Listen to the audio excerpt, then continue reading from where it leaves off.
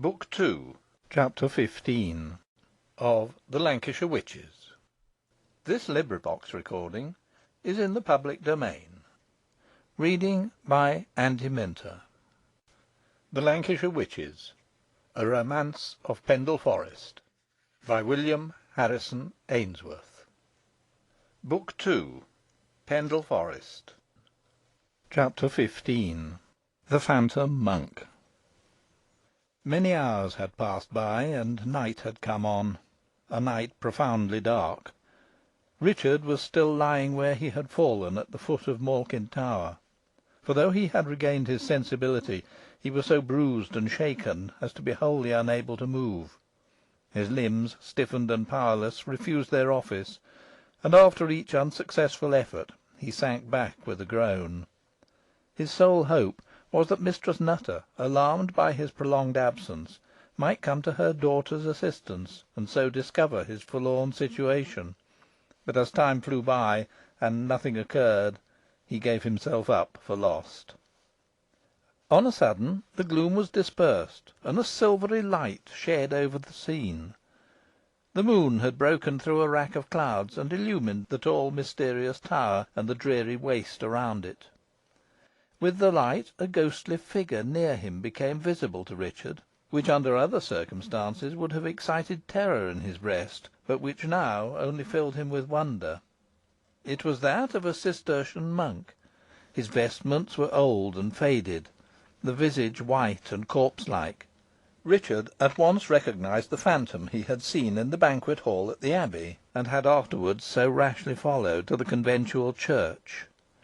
It touched him with its icy fingers, and a chillness like death shot through his heart. "Why dost thou trouble me thus, unhappy spirit?" said the young man. "Leave me, I adjure thee, and let me die in peace." "Thou wilt not die yet, Richard Assheton," returned the phantom, "and my intention is not to trouble thee, but to serve thee.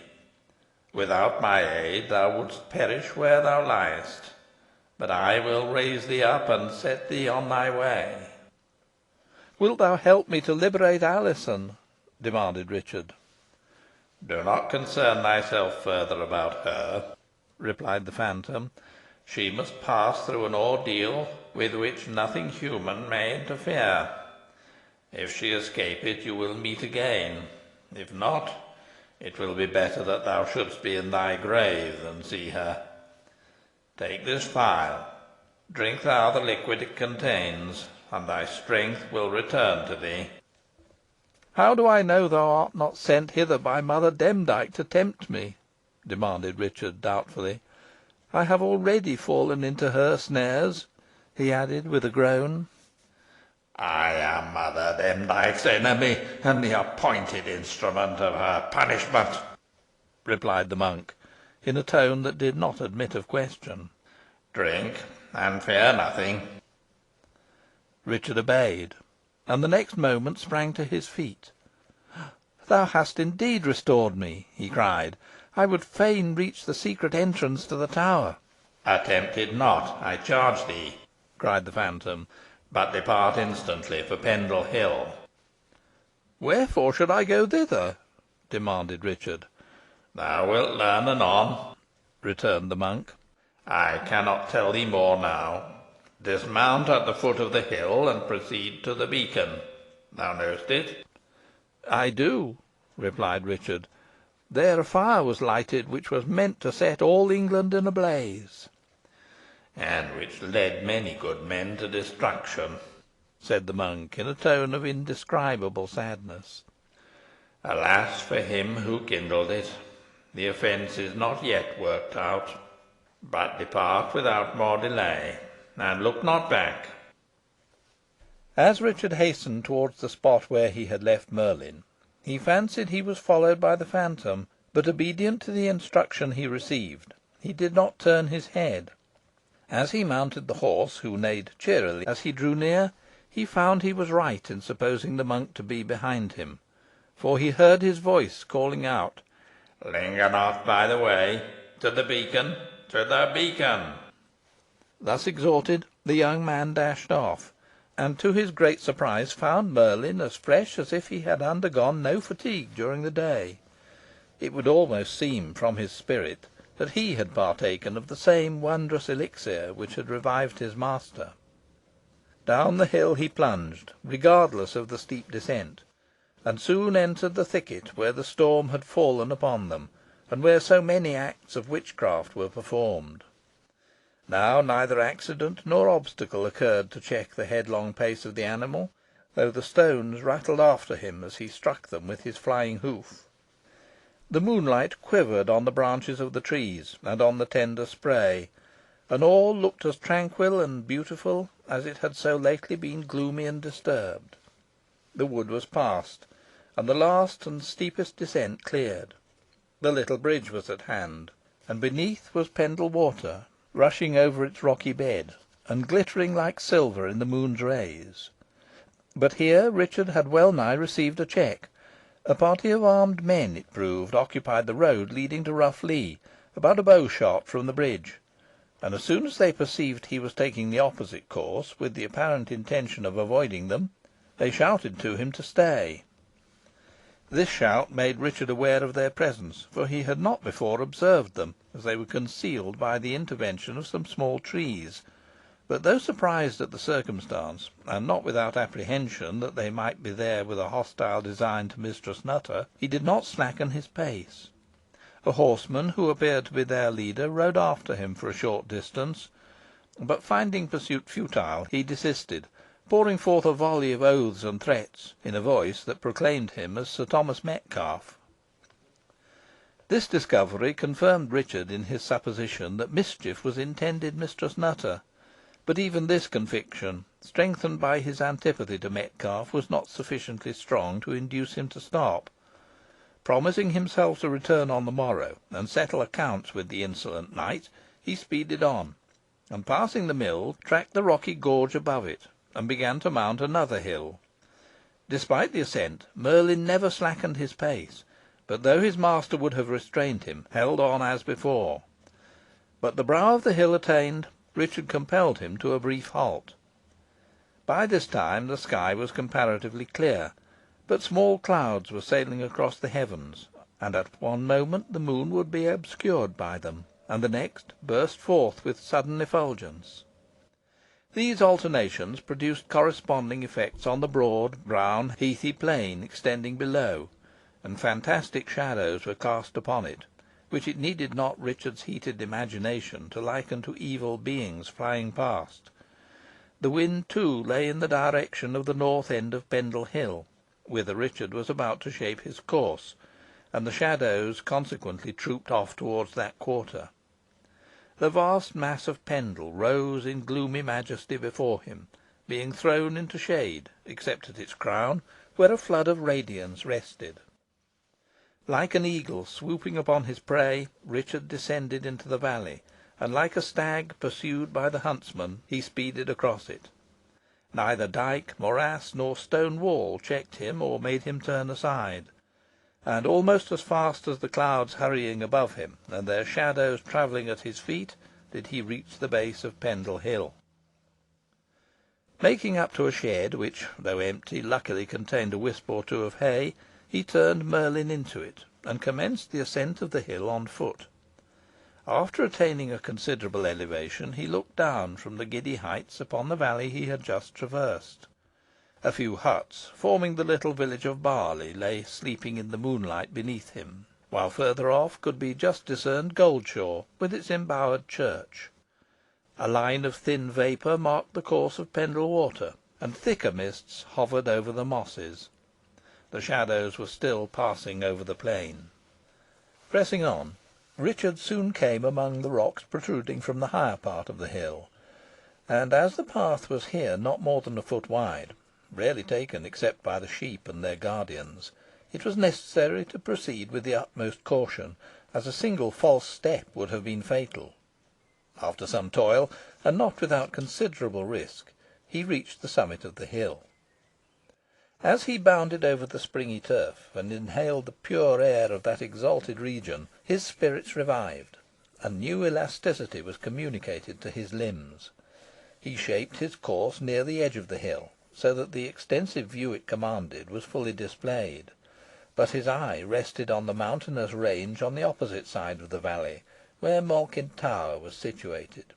Even in broad day the accursed structure would have been invisible, as it stood on the further side of the hill, overlooking Barrowford and Colne, but Richard knew its position well, and while his gaze was fixed upon the point, he saw a star shoot down from the heavens, and apparently alight near the spot. The circumstance alarmed him, for he could not help thinking it ominous of ill to Alizon. Nothing, however, followed to increase his misgivings, and ere long he came in sight of the beacon.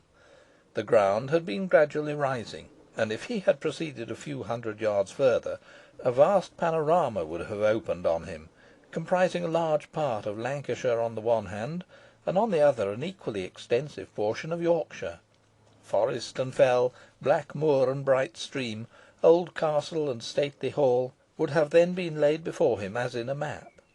But other thoughts engrossed him, and he went straight on.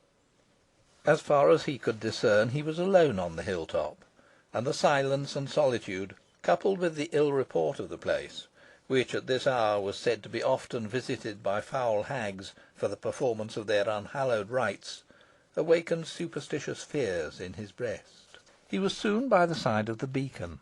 The stones were still standing as they had been reared by Paslew, and on looking at them he was astonished to find the hollow within them filled with dry furze, brushwood, and faggots, as if in readiness for another signal. In passing round the circle, his surprise was still further increased by discovering a torch, and not far from it, in one of the interstices of the stones, a dark lantern, in which, on removing the shade, he found a candle burning. It was now clear that the beacon was to be kindled that night, though for what end he could not conjecture, and equally clear that he was brought thither to fire it. He put back the lantern into its place, took up the torch, and held himself in readiness. Half an hour elapsed, and nothing occurred. During this interval it had become dark. A curtain of clouds was drawn over the moon and stars. Suddenly a hurtling noise was heard in the air, and it seemed to the watcher as if a troop of witches were alighting at a distance from him. A loud hubbub of voices ensued. Then there was a trampling of feet, accompanied by discordant strains of music, after which a momentary silence ensued, and a harsh voice asked, "Why are we brought hither?"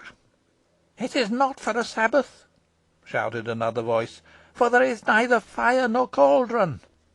"Mother Demdike would not summon us without good reason," cried a third. "We shall learn presently what we have to do." "The more mischief the better," rejoined another voice. "Ay, mischief, mischief," echoed the rest of the crew. "You shall have enough of it to content you," rejoined Mother Demdike.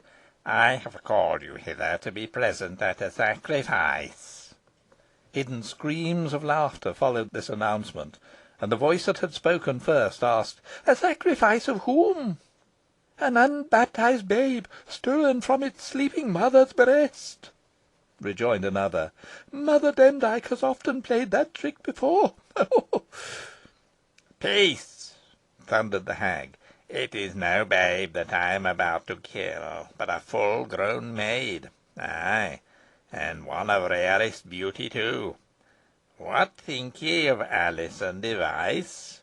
"Thy grand daughter," cried several voices in surprise. "Alice Nutter's daughter, for such she is," rejoined the hag.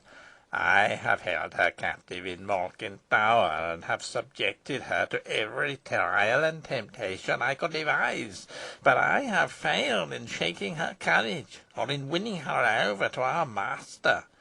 All the horrors of the vault have been tried upon her in vain.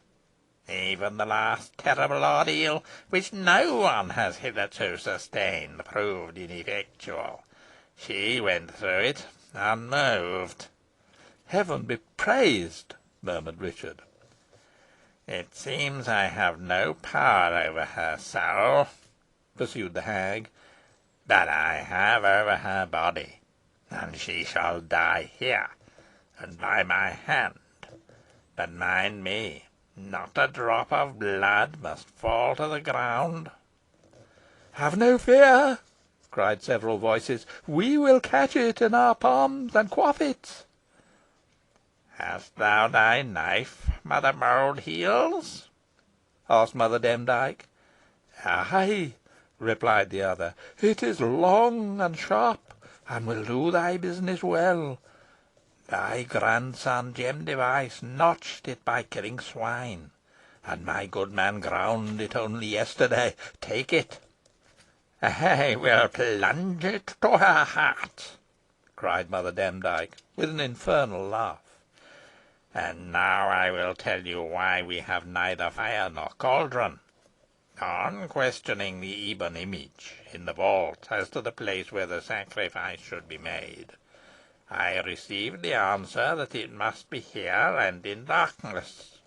No human eye but our own must behold it. We are safe on this score, for no one is likely to come hither at this hour.